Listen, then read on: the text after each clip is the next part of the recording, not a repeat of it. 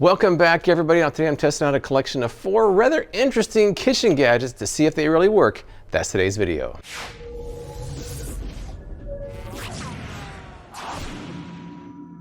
Let's take a very quick look at today's gadgets. First up, in no particular order, we have this Whisk Wiper. This is a gadget that fits onto a whisk and wipes it off. Next up is an apple peeler. This is a manual peeler. It's been kind of floating around on social media a little bit. It's just a hand-cranked apple peeler. Next up is this kind of interesting looking splash guard for mixers. Very interesting. It fits onto a bowl and supposedly allows you to prevent splatter from happening as you're mixing. And finally, we have these interesting finger guards. They supposedly allow you to cut food without cutting your fingers. Let's see how they actually work. All right, with the preliminaries out of the way, let's get started. First up is the Whisk Wiper.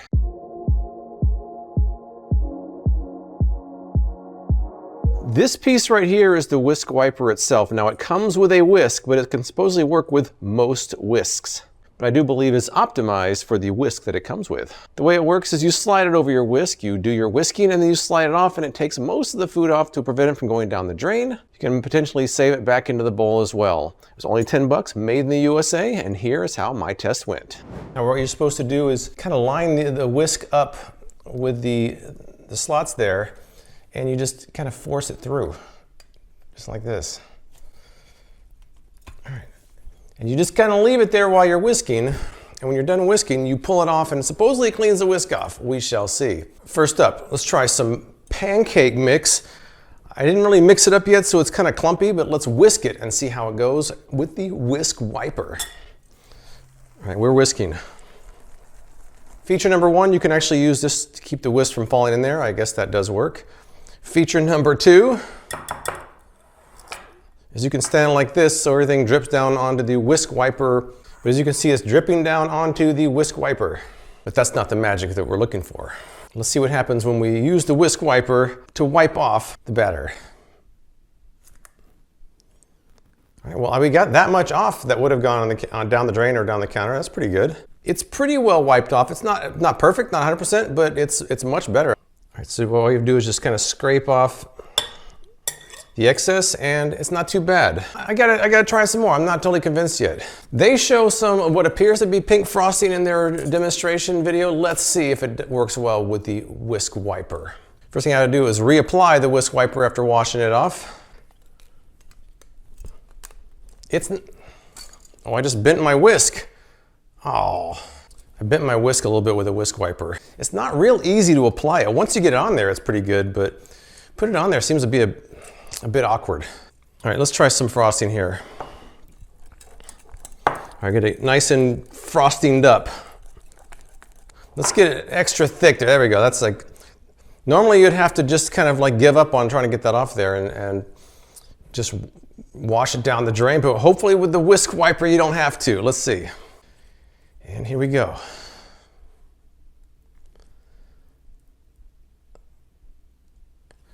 All right, that's how much is left.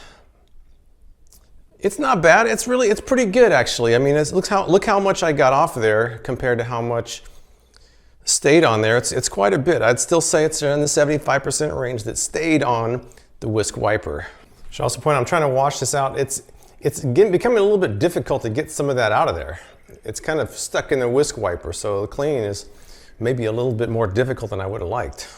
The one thing I'm really noticing about this is it's a bit difficult to put on, and like I said before, I did bend my whisk, so you really have to kind of go slowly. You can't be impatient, you got to go slow, because if you go too fast, you could make the mistake I did. All right, last test of the Whisk Wiper. I've got some Cool Whipping the Whisk Wiper. I mean, I wouldn't normally just whisk Cool Whip, but I wanted to get some on there to see how it comes off, so let's give it a shot. All right, I am whisking the Cool Whip.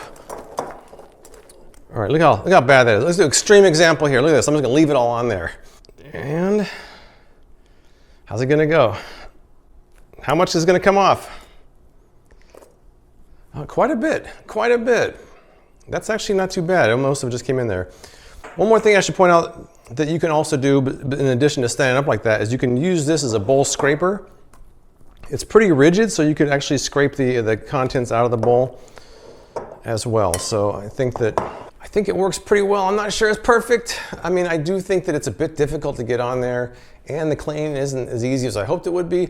But other than that, it does work exactly like it's supposed to. I think that the Whisk Wiper is pretty good.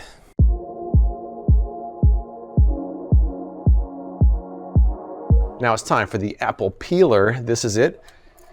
It's kind of a cool looking device. I like that you can see the gears back there. Now it also came with an apple slicer. I didn't really include in this video. I did use it off camera. It's very well-made apple slicer, works quite well, but I didn't really include that. Now I saw videos online of this and it looked almost too good to be true because of how fast it was working, and I saw little kids using it. So when I tried it myself, it turns out those videos were actually real. Check it out.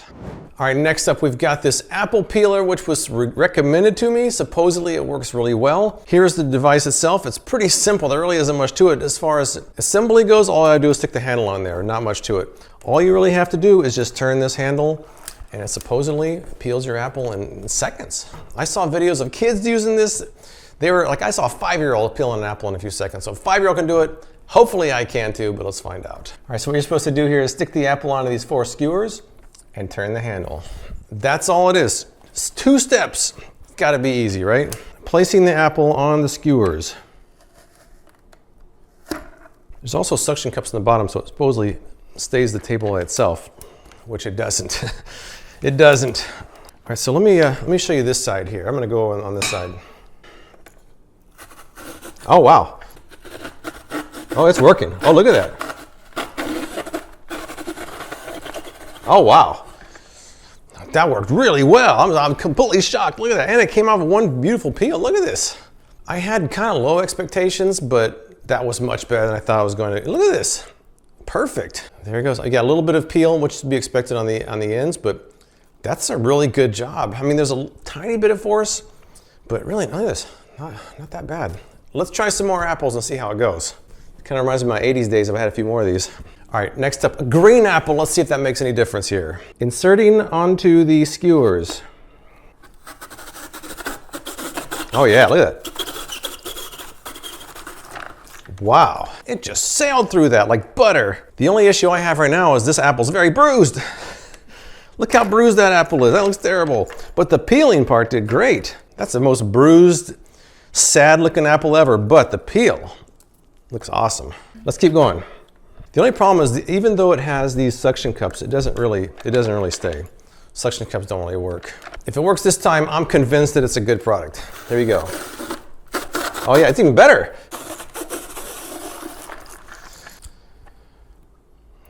It's a beautiful thing, beautiful thing. All right, well, I'm surprised it worked as well as it did. I really had kind of no expectations for it. You know, something like this, you think it's not really gonna work. It peeled a whole apple in seconds, so I mean, I'm a little bit impressed. It may not be perfect. Otherwise, I think that this product works quite well.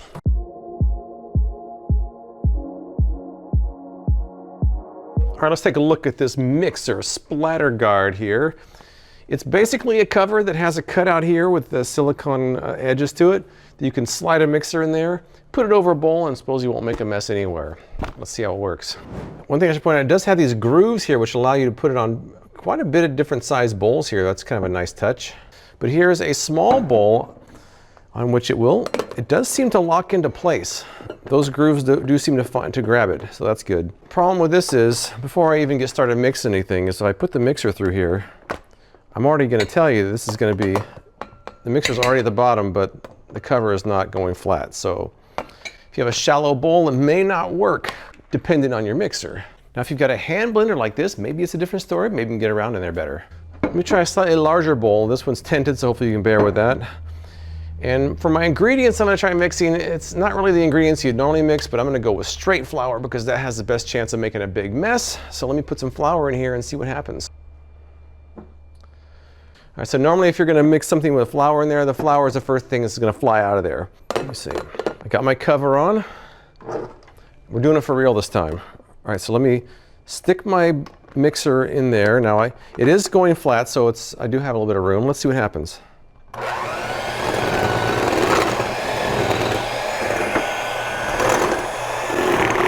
Oh, wow. First thing right off, I can already tell you that I'm very limited in how much motion I can do with this. I can kind of move it in one little circle, but normally when you're mixing, you're going all the way around. I can already tell you I feel limited with that, with this type of mixer. Let me try this type, a completely different style here. Let's see what we got. Even still, I really have a hard time getting to the edge unless I put it at an extreme angle.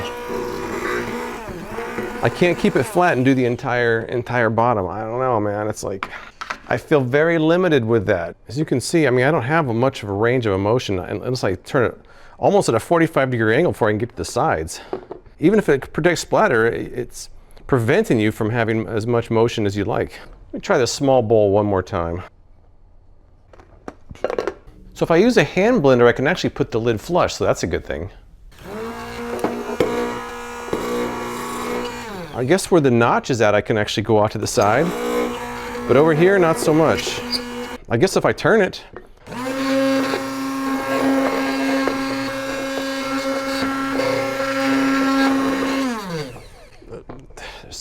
I'm still getting stuff flying up at me. So I guess if you rotate it the entire time you're doing it, it might work, but I'm still getting flour on my hands and I'm still getting a cloud up here. I don't know, I'm a bit underwhelmed by this. Let me try the rotation technique one more time on the larger bowl.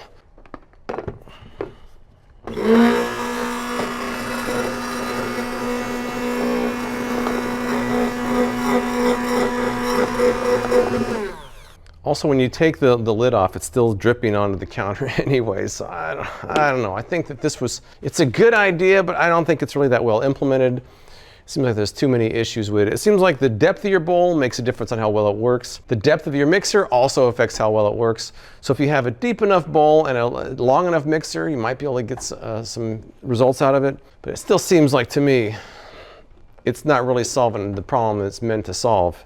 In that case, I don't think it's a great product.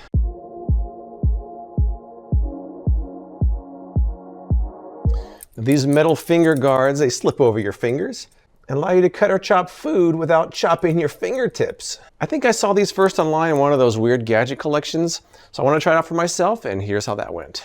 It came in a 4-pack. 3 of them look like this, 1 looks like this. I think this one's for your thumb, at least according to the pictures I've seen. I guess you don't use your pinky for cutting, so it seems like these go over the fingertips right there. And then the one with the 3 notches on it goes over your thumb. Somewhere in between a nail salon and Edward Scissorhands. There is something oddly satisfying about these, even though if they don't work, it doesn't matter. It's kind of fun for some reason. But that's not why we're here. Let's do some cutting and see how it actually works. Now I gotta be careful, I don't wanna actually hurt my fingers. These don't work, but I wanna see if they do work. As a disclaimer, my mediocre knife skills are not the point of this video. In fact, mediocre knife skills are what these are designed for, so hopefully I have mediocre knife skills so you can see if these work or not. Let's do a couple minor cutting things here. I will say, it's just picking things up. I hate to admit it, but I kind of like the way it feels just having those in my hand. I feel like a cyborg or something. It's kind of cool. But let's see what we got here. All right, I'm gonna hold this down here. I can't stop fiddling with it because it feels so interesting. All right, so we got the knife here. Now, one thing I'm noticing right now, if I squeeze really hard, it doesn't feel great. It feels, there's a little bit of pressure when you squeeze hard, but all right, let me just do a little bit of cutting here. Now, normally I'm pretty good at avoiding my fingers. I haven't cut my finger yet. It does seem like it's gonna work pretty well. I mean, that's pretty tough.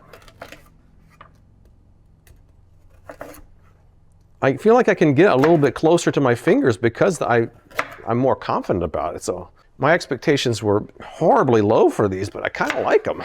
How about some a little bit bigger? Normally I wouldn't even need to hold this so far back. Let's just say, for example, we're toward the end. We have a very small section left. That's when you start getting close to your fingers, right? Let's see what happens to get a little bit of more precision cut here when you're running out of room on this end. Let's see. Ah. I just cut what might have been almost my thumb, but it protected it. I went right against that. One thing I will say also is that because you extend the tips of your fingers, now I can't go any further down my fingers. My knuckle prevents it, so they might be further out on my fingers than they would be for yours. My problem at this point is that the fingertips are so large I can't really hold much more of it without slipping out of my hand. When I get to the end, I'm not as impressed. Let's do something even bigger. Here we go.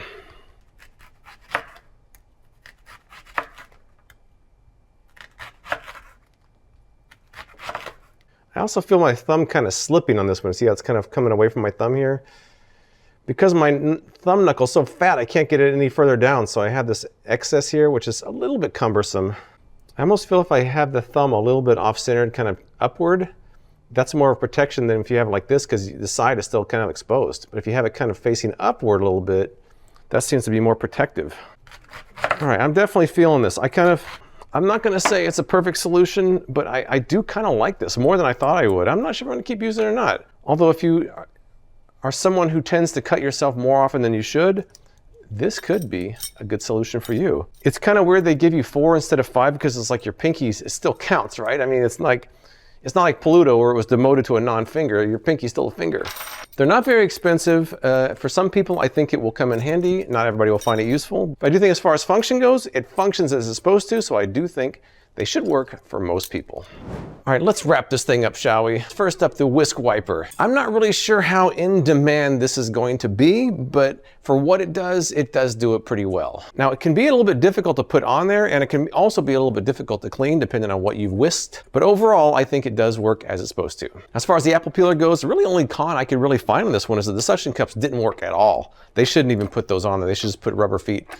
Other than that, I have no complaints. I think it worked well, it's fast, it's efficient. Not everybody wants an apple peeler, but if you do, this should be on your short list. Now, as far as the Whisk Splatter guard for bowls goes, now there's kind of a lot of problems with this one. You really have to kind of hold it down when you're using it. It really limits the range as far as the diameter of the bowl goes. The depth of your bowl can make it not work. The length of your blades in your mixer can make it not work. I actually felt like when I was using this, I was mixing less efficiently than if I had not used it. I mean, there's always exceptions. There will always be people out there that would find a use for this, but I think most people probably won't. And finally, the metal finger guards. Now, if you're proficient with a knife, you're probably not gonna need something like this anyways. And there are other types of finger guards out there. But forgetting that and looking at these just on their own merits, they really do what they're supposed to do. There's also an oddly satisfying feel to them and kind of maybe a conversation piece. It's kind of ridiculous, probably not necessary, but I'm kind of glad I tried them out. Well, that's it. I will have links to all these products in the description below. If you've tried any of them, let me leave a comment and tell me what you think of them. If you want to see more videos like this, please consider subscribing. I appreciate you watching, and I'll see you next time.